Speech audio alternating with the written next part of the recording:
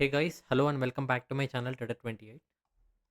So guys ఈ వీడియోలో వచ్చేసి మనం కంప్లీట్గా why patience is the real edge in forex trading అనే టాపిక్ పైన మనం క్లియర్గా మాట్లాడుకుందాం. సో గైస్ ఈ వీడియో చాలా ఇన్ఫర్మేటివ్, స్కిప్ చేయకుండా కంప్లీట్ వీడియో చూడండి and don't forget to like, share and subscribe to my YouTube channel.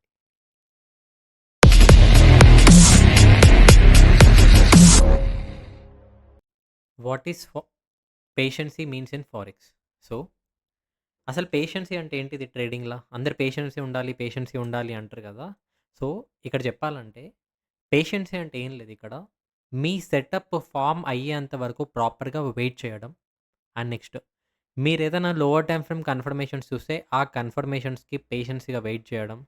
Next patience for the right time. ఏ టైమ్‌లో అంటే ఆ టైమ్‌లో కూడా మనం ట్రేడ్స్ తీసుకోవద్దు. ప్రాపర్ టైమింగ్‌తో తీసుకోవాలి. And waiting for the trade to work. అరే ట్రేడ్ ఎస్ఎల్ అయితదా? టీపీ అయితదా? అని మనం వెయిట్ చేయడం అట్లా కరెక్ట్ కాదు. స్టాప్ లాస్ పెట్టేసేయాలి. టీపీ పెట్టేసేయాలి అంతే. అది దాని పైన చేస్తది. అయితే ఎస్ఎల్ అంటే టీపీ ఇస్తది. ఓకేనా? పేషెన్సీ అంటే ఒక డిసిప్లైన్డ్‌గా మీరు ఇవి అన్నీ ఫాలో అవ్వడమే చాలా ఇంపార్టెంట్. అప్పుడే మీరు ట్రేడింగ్‌లో ఒక ప్రాపర్ గ్రోత్ అనేది చూడగలుగుతారు. మన లేజీనెస్ అవన్నీ పక్కన పెట్టేసేయాలి. ఈ పేషెన్స్, ఈ డిసిప్లైన్, ఈ కన్సిస్టెన్సీ మెయింటైన్ చేస్తేనే మనం ట్రేడింగ్‌లో ప్రాఫిటబుల్ ట్రేడర్ అయ్యే ఛాన్సెస్ చాలా ఎక్కువ. Okay. Most forex traders thinks the edge ఈ strategy, indicators or entries. So చాలామంది ఇక్కడ ఏమనుకుంటారు, సో ట్రేడింగ్ అంటే ఏముంది, ఒక మంచి స్ట్రాటజీ నేర్చుకుంటే అయిపోతది. ఒక ఎంట్రీసో, ఎగ్జిట్సో ప్రాపర్‌గా తెలిస్తే నేను ప్రాఫిటబుల్ ట్రేడర్ అయిపోతా అని అనుకుంటారు. బట్ రియల్ థింగ్ ఏందంటే పేషెన్సీ అనేది చాలా ఇంపార్టెంట్. ఆ పేషెన్సీయే ఒక ప్రాఫిటబుల్ ట్రేడర్‌కి అండ్ ఒక లూజింగ్ ట్రేడర్‌కి సెపరేట్ చేస్తది. సో ఈ టాపిక్ చాలా ఇంపార్టెంట్. సో ఎండ్ వరకు చూడండి video. Why forex test your patience. So ఇక్కడ మీరు చూసుకున్నట్టయితే ఫారెక్స్ మార్కెట్ అనేది మనకు 24/5 ఓపెన్ ఉంటది. 24 అవర్స్ మార్కెట్‌లో ప్రైస్ మూవ్‌మెంట్స్ పైనకి, కిందకు ఎళ్తానే ఉంటాయి. ఓకేనా? సో, అట్లా 24 అవర్స్ ఓపెన్ ఉన్నందుకు మార్కెట్‌లో కొన్నిసార్లు సడెన్ మూవ్‌మెంట్స్ అనేటిది కూడా వస్తది. ఇన్ కేస్ ఫర్ ఎగ్జాంపుల్ అనుకుందాం. మనము వచ్చేసి ఇక్కడ మనకు ఒక ఎంట్రీ జోన్ ఉంది. ఓకే. ఈ ఎంట్రీ జోన్ దగ్గర మనము ఎంట్రీ పెట్టాలి. సో, ఫర్ ఎగ్జాంపుల్ అనుకుందాం. మనం టూల్ సెలెక్ట్ చేయాలి. ఒక నిమిషం. యాహ్! సో, ఇది మన జోన్. ప్రైస్ ఏదో ప్లేస్ నుంచి ఇట్లా వస్తుంది. Random price movements. ఓకే. ఇక్కడ జోన్‌కి ట్యాప్ కూడా అవ్వదు. కానీ మనం ఈ ప్లేస్‌లో ఎంట్రీ పెట్టేస్తాం. ఓకే. ఎంట్రీ పెట్టేసి టార్గెట్ ఫిక్స్ చేసేస్తాం. బట్ ఈ మూవ్‌మెంట్‌లో ఏమైపోతదంటే కొంచెం ఇట్లా మార్కెట్ పైకెళ్తున్నట్టు ఉంటది. ఇంకా కొన్ని పొజిషన్స్ మనం యాడ్ చేసుకుంటాం. ఇట్లా పైనకెళ్ళి మళ్ళీ దన్నని డ్రాప్ అయిపోతది. సో, ఎప్పుడు గూడా ఈ ప్లేస్‌లో మనము without touching zone and without giving confirmations మనం ఎప్పుడు కూడా ట్రేడ్ పెట్టొద్దు. ఇదే the fear of missing out destroys your patience. అరే! ట్రేడ్ మిస్ అయిపోతామేమో అని చెప్పేసి నువ్వు ఎర్లీగా ఎంట్రీస్ పెట్టుకుంటే లాభం లేదు గదా! ఎందుకంటే స్టాప్ లాస్ అయిపోతది మళ్ళీ. కాబట్టి నీకు సెటప్ ఫార్మ్ అయినా, ఫార్మ్ అవ్వకపోయినా నీ జోన్ లోపల ఎంటర్ అయితేనే కన్ఫర్మేషన్స్ ఇస్తేనే మీరు ఎంట్రీ ప్లాన్ చేయండి పైకి. ఓకేనా? ఆర్ ఎల్స్ ఎంట్రీస్ మాత్రం అస్సలు ప్లాన్ చేయొద్దు. ఎందుకంటే ట్రేడింగ్ అంటే అంత ఈజీ థింగ్ అయితే అస్సలే కాదు. ట్రేడింగ్ అయితే మీ అందరికి తెలిసినట్టయితే పేషెన్స్ అనేది చాలా ఇంపార్టెంట్. అండ్ ఇంకొకటి ఏంటంటే ప్రాపర్ రోడ్ మ్యాప్‌కి ఫాలో అవ్వాలి. సో, ఇది చాలా ఇంపార్టెంట్ అన్నట్టు. ఓకేనా? అరే మార్కెట్‌లో అరే నా ట్రేడ్ మిస్ అయిపోతా అని చెప్పేసి ఎప్పుడు కూడా ఎర్లీగా ఎంట్రీస్ పెట్టొద్దు. ప్రాపర్‌గా జోన్‌కి ట్యాప్ అయ్యేంత వరకు మనం వెయిట్ చేయాలి. కన్ఫర్మేషన్స్ ఇచ్చినంత వరకు వెయిట్ చేయాలి. ఒకవేళ కన్ఫర్మేషన్స్ ఇయ్యకుండా కూడా మార్కెట్ పోవచ్చు. బట్ మన ప్లాన్‌కి అగైనెస్ట్‌గా మనం ఎంట్రీస్ ప్లాన్ చేయొద్దు. కన్ఫర్మేషన్ వస్తేనే మనం ట్రేడ్ ప్లాన్ చేయాలి. ఈవెన్ సమ్‌టైమ్స్ కన్ఫర్మేషన్ లేకుండా ట్రేడ్ టీపీ హిట్ అయిపోతది. అప్పుడు మనం రిగ్రెట్‌గా ఫీల్ అయితాం. బట్ అక్కడ రిగ్రెట్‌గా ఫీల్ అవ్వాల్సిన అవసరమే లేదు. ఎందుకంటే మీ ప్లాన్‌కి మీద మీరు బ్రేక్ చేయలేదు కదా! సో, అదే అంటున్నా. ప్లాన్‌కి స్టిక్ అవ్వండ్రి. అదే ప్లేస్‌లో ఎస్ఎల్ అయ్యుంటే మీరు రిగ్రెట్‌గా ఫీల్ అయిపోతుండే. ఓకే.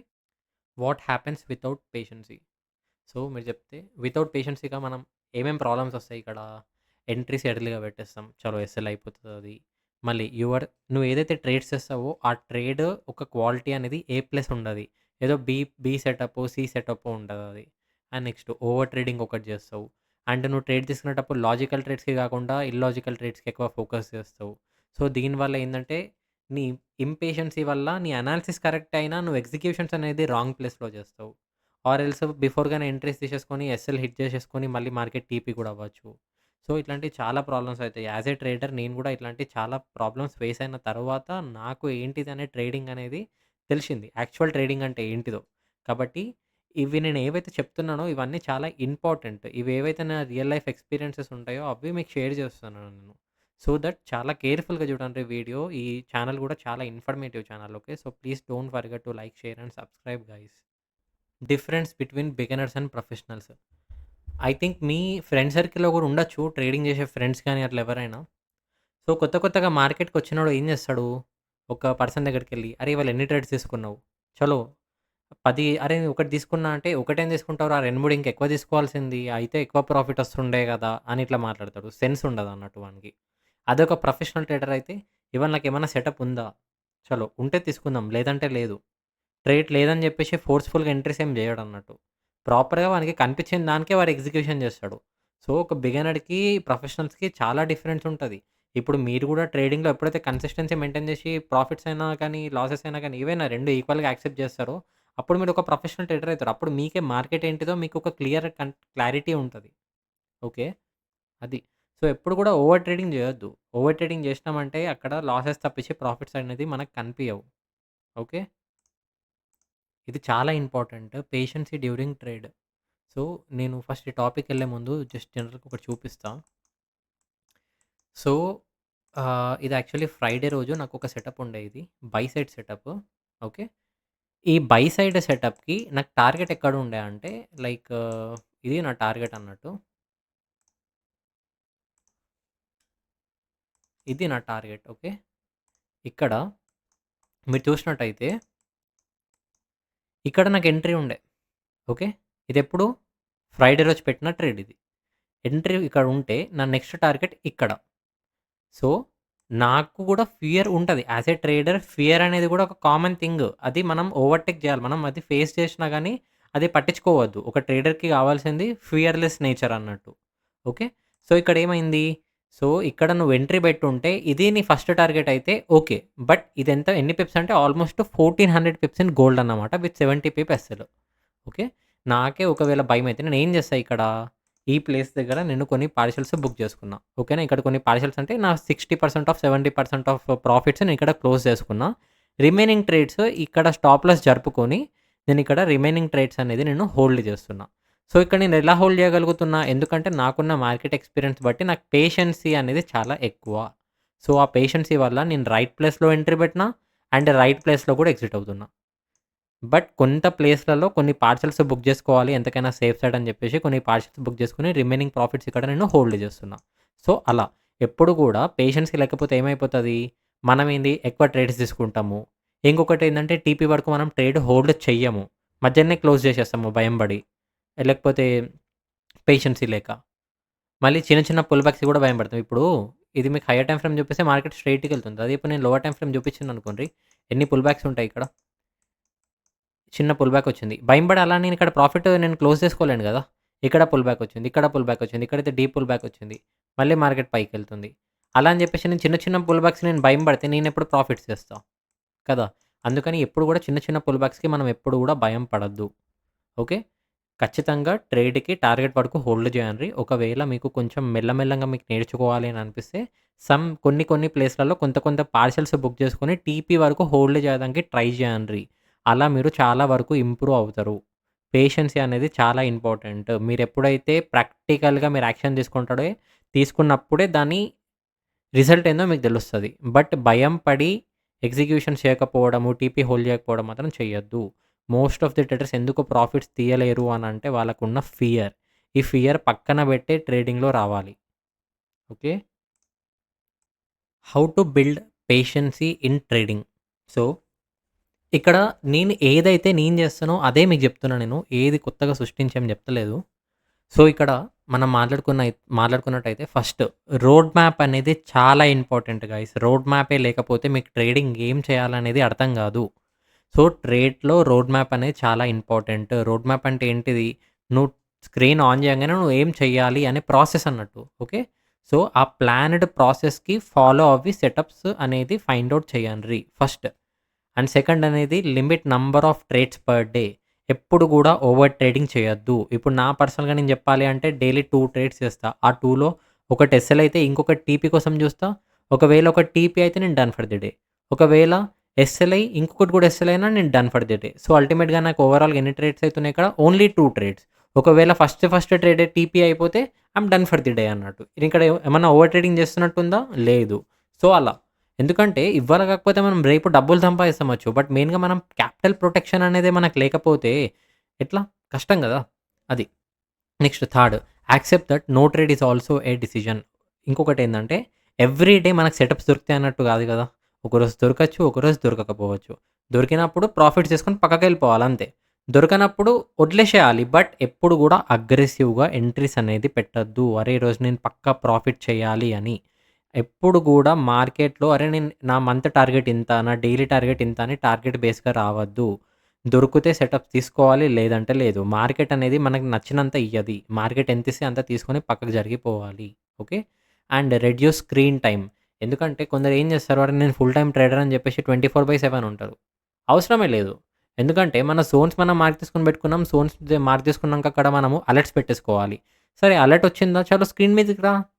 అప్పుడు చూడు నీకేమన్నా సెటప్స్ కనిపిస్తే. బట్ నువ్వు 24/7 నువ్వు స్క్రీన్ ముందట కూర్చొని ఏం చేస్తావు? ఆ రిమైనింగ్ టైమ్ మంచిగా ఏదైనా పాడ్‌కాస్ట్ వినండ్రి, లేకపోతే ఏదైనా పనికొచ్చే పని చేయండి, ఏదైనా బుక్ రీడింగ్ చేయండి. బట్ 24/7 అవసరం లేదు చార్ట్స్ ముందు కూర్చోవడం. కళ్ళు కూడా ఖరాబ్ ఉల్టా. ఓకేనా? సో, ఎప్పుడైనా మీకు అట్లా ఏమైనా ఉంటే జోన్స్ మార్క్ చేసుకోండి. జోన్స్ పైన అలర్ట్స్ పెట్టుకోండి. ప్రైస్ ఒకవేళ జోన్‌లో వస్తే సరిపోతది. లేకపోతే ఏం చేయండి నార్మల్‌గా మీరు పీసీలో మీరు అనాలిసిస్ అన్నీ చేసుకోండి. చేసుకొని స్క్రీన్ ఆఫ్ చేసేసేయండి ఇంకా. సో, జనరల్‌గా జస్ట్ ఒక 1 అవర్‌కి లేకపోతే ఒక 2 అవర్స్‌కి, 1 ½ అవర్‌కి అట్లా ఫోన్ ఓపెన్ చేసుకొని జస్ట్ చూసుకోండి ప్రైస్ యాక్షన్. సో, అట్లా ఏమన్నా అనిపిస్తే మళ్ళీ చార్ట్స్ మీద వచ్చేసి చూడండి యాక్టివ్‌గా. ఓకేనా? సో, ఎప్పుడైనా మన సెటప్స్ ఏవైనా గానీ ఫస్ట్ మన ప్రాసెస్‌కి ట్రస్ట్ చేయడం నేర్చుకోండి. అప్పుడే మనం ప్రాఫిటబుల్ ట్రేడర్ అయితాం. ఓకేనా? ఒక సపోర్ట్ నుంచి బై అయితది, రెసిస్టెన్స్ నుంచి సేల్ అయితదని ఎలా అయితే మనం ట్రస్ట్ చేస్తామో, అట్లా మనం మార్క్ చేయడం రావాలి. అట్లా సెటప్స్ ఫైండ్ ఔట్ చేయడం రావాలి. అప్పుడు మనకు ట్రస్ట్ అనేది బిల్డ్ అయితది. సింపుల్‌గా చెప్పాలంటే మీరు ఎప్పుడైతే కన్సిస్టెన్సీగా ట్రేడ్స్ అనేది ఎగ్జిక్యూషన్స్ చేస్తా ఉంటారో, అప్పుడే మీ పైన మీకు చాలా ట్రస్ట్ వస్తది. సెటప్ పైన కూడా చాలా ట్రస్ట్ వస్తది. ఇన్‌కేస్ మీకు ఎవరికైనా పర్సనల్ మెంటర్‌షిప్ కావాలి అనుకుంటే you can definitely DM me. I will guide you. ఒక ట్రూత్ ఏంటిదంటే, చాలామంది ఒక బిగినర్స్ ఏమనుకుంటారు, అరే! నేను చార్ట్స్ ముందటనే కూర్చుంటా. నాకు నచ్చినంత పైసలు నేను కొట్టుకొని ఎళ్ళిపోతా. అంటే అది ప్రింటింగ్ మెషిన్ కాదు కదా! ట్రేడింగ్ అంటే. ఎవరో లాస్ అయితే మీరు ఇక్కడ ప్రాఫిట్స్ చేస్తున్నట్టు. అట్లా. ఓకే.